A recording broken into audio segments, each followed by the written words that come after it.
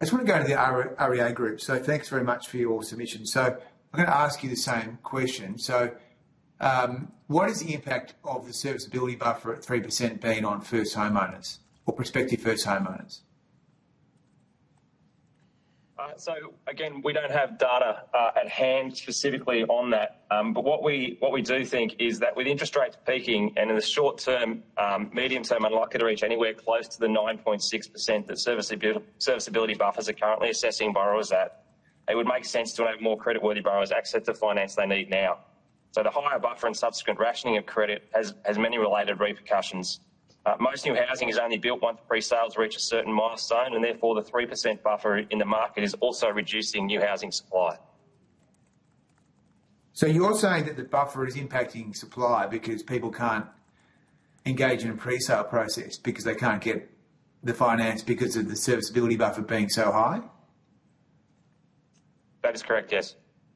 Okay. How big is this problem, do you think?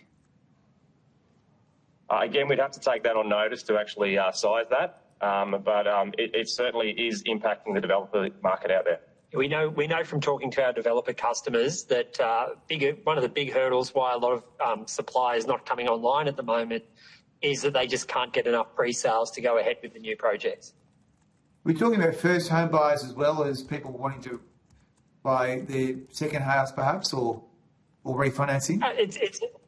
It's everybody. So investors are certainly a big part of getting new projects up. But if you look at particularly greenfield estates, a lot of those are heavily reliant on purchases by first home buyers. Inner city apartments are also a product that's largely quite attractive to first home buyers as well. And if you're rationing credit to people that are credit worthy, very few developers are in a position to go and start building without at least more than half of a building pre-sold before they can start construction. Yeah. But, I mean, anecdotally, do you have a sense that this is impacting first home buyers in a disproportionate way? Well, I think if you think about the serviceability buffer, first home buyers have no equity in the property market at all. Yes, at the moment, investors are being charged interest rate premiums, but most investors, there are the occasional first home buyers that are purchasing an investment property rather than an owner-occupied property. But by and large, most investors already have equity in the market. So a 3% serviceability buffer does more severely impact on a first home buyer because they haven't got any equity. It's their first time entering the market. So if you move into sort of solution territory here, I mean, what do you think would be better?